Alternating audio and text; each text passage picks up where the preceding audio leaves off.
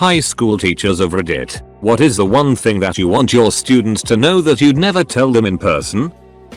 A lot of us probably drink, smoke, sleep around, etc. more than you do, and hearing you talking about it and trying to hide it as if it's something we wouldn't know about is richly ironic.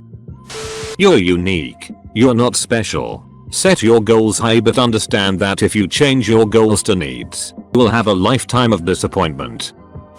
A few off the top of my head. Just because I like you as a person doesn't mean that I won't fail you. Being smart isn't a justification for being lazy, and I can't pass someone that never hands in work. I moved you away from your friends because they were taking you down with them. You have a real future in sports, but you need to pass my class to play them. Your friends were making you fail, and if you don't get to play volleyball, I don't know what kind of future you have in front of you. I wish that the positivity that you get in my class could follow you home. I've met your parents and they are a nightmare. I do my best to encourage you here, but I know that some days that just might not be enough. I have never and will never find a student intimidating. That's why I laughed at you when you asked me if I knew who your father was. Yeah, he's the manager of a car dealership. That means nothing to nobody. I had a kid throw a desk at me, and while it scared me in the moment, it didn't make me fear him. One day, you will meet someone who has real power, and I just wish that I could be there to see it.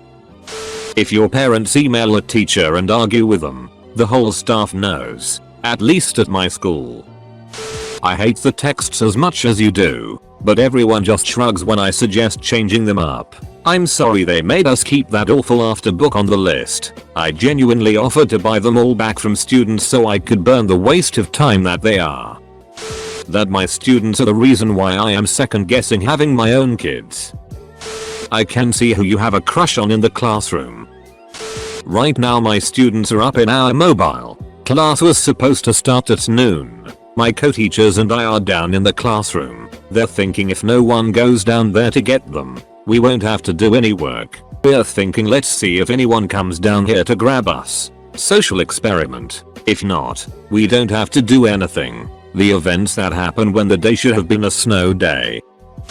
Trying hard is necessary but not sufficient for most accomplishments. Intelligence is necessary but not sufficient for most accomplishments. I can't tell the sweet, hard-working but unintelligent kid he won't be a doctor. I can't tell the smart but lazy asshole he won't be a doctor. Both end up in my remedial class and blame being in remedial class on mean teachers labeling them. I appreciate childhood is the time for dreams, but it means people make terrible decisions when they don't understand that we just put them at the highest level we think they can pass. We don't know why they are years behind their peers. Just that they are. I try to see potential and inspire kids to try their best. I really do. But there's not a lot I can do if someone is dedicated to hiding their low intelligence by trying to appear as a lazy asshole instead, or trying to hide their higher intelligence by pretending to be unintelligent to get easier work.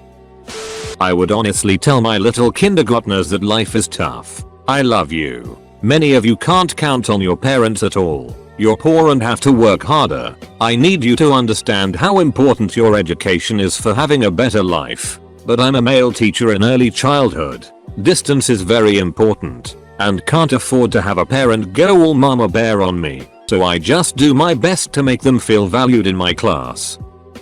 I just wanna say that I love all of you wonderful, underappreciated and underpaid teachers. Teachers got me through some of the worst times of my childhood and adolescence. Copyright airing. Except for you. MRS. Hanson. Duck you. Edit. It's been almost a month and I still appreciate people using this comment as a place to go off on the itty teachers they've had. Teachers are amazing. Keep hitting on the ones who don't deserve to be grouped in with the awesome majority. I'd let you get away with so much more if you were actually a decent person who treated others with kindness and respect. Assholes rarely get the benefit of doubt or indifference. I teach middle school, not high school, but for me, it's that I know it sucks at home. I see it every day when you come into my class. I see the tears you're hiding, the pain behind that class clown smile, the emotional fragility behind your tough guy persona. I know exactly what it's like to come from a broken home. I wish I could do something, but until you come to me, all I can do is try and let you know, with a look, a smile, A subtle turn of phrase. That I'm always there for you when you need an ear or a shoulder.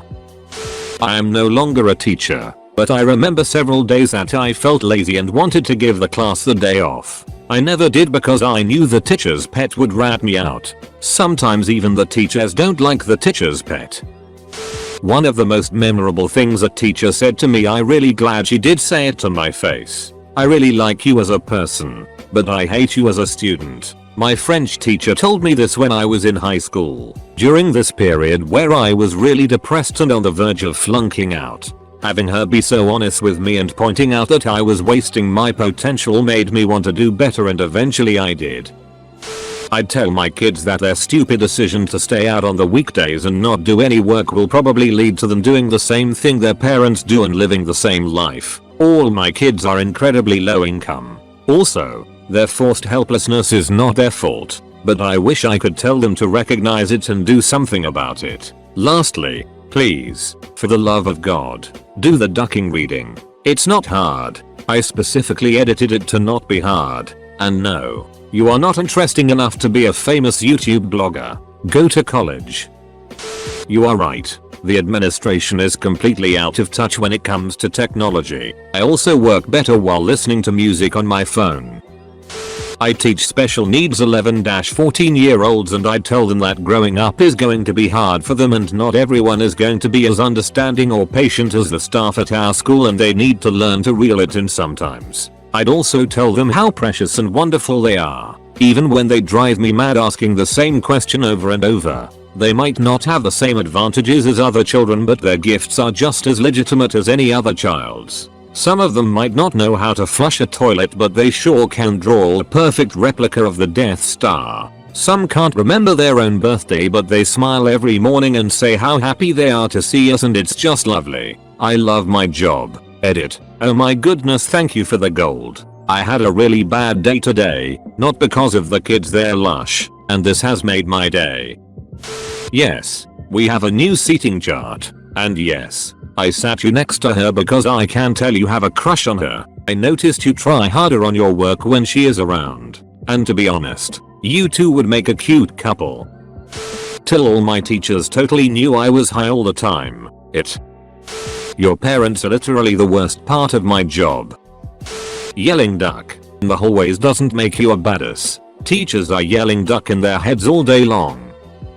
I teach middle school in Taiwan. My students are 60% ESL, 30% intermediate English proficiency, and 10% native fluency. Only have 42 students, so this number is pretty on the money. I want to tell them this: I'm not an idiot. When you are ridiculing me in Chinese, I've picked up phrases and know which ones you're using. Don't act surprised when I give you detention for calling me Benden, Dumbus, or Beichi, idiot. I know what you're saying, ugh.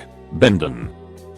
I would like my students to know how stupid they are. Ask them what 3 times 3 was, and they said 21. Lol guys, I'm not a real teacher, and yes, I know what the 21 meme is. I want so badly to talk to you all about sex. I will sneak it in wherever I can. I would happily spend my own money to buy all 120 of you condoms. Was an art teacher, so broke and underpaid. My roommate was also another teacher. I really wanted to tell the ones that wanted to go to an arts university how low paying the job market is. Like the salaries are below minimum wage low. Free internships rampant. The art world is a rich kid's game, y'all. You're right. You won't have to know most of this stuff as you grow up. But most of you will have to sit in a room with a bunch of peers and listen to someone drone on. Then do what they tell you if you want to make a living. If you can't sit through it now, you're going to have a much harder time as an adult. I'm reading this sitting at a desk, watching the clock tick to 3 PM at my grown-up job. I just now realized that what high school taught me the most is to sit at a desk patiently until an appointed time. Duck. HS band director here. I know you didn't touch your horn over the weekend. If you did, you wouldn't sound like rotten cat asshole. The reason you ride on boy buses and girl buses is because I don't want band parents in my band. I was in high school before you and I know exactly what happens on bus rides. In my 11-year career, the only names that I truly remember are the insanely talented kids and the students who were completely inept. Lastly, this job is so intensely stressful I think I might be taking years off my life. But if I loosen up my standards your band experience will be unmemorable. I'm really sorry. Your parents put you in this elite private school because they think they can protect you from all the evils of the outside world, including responsibility. You aren't getting any of the skills you will need to function as an adult. I'm doing the best I can but my hands are tied by the school. I taught after school care summer school for a year and I want so badly to tell them that. Now is a great time to find out who they are and to stop parroting what they hear other people say. 2. Stop trying so hard to make Jamie like you and be your friend because even though you and Jamie have been friends since pre-K, people growing apart is normal and Jamie is a manipulative muffin. 3. I kept Owen and other troublemakers close to me in class because giving them just a little positive attention was infinitely preferable to giving them all of my attention in a negative light. Plus, maybe they just needed someone to listen and give them one-on-one, which I'm happy to do. 4. It's useless saying it because it's not going to make a difference. But this week's crisis won't matter next year or maybe even next week and it certainly won't matter on your deathbed.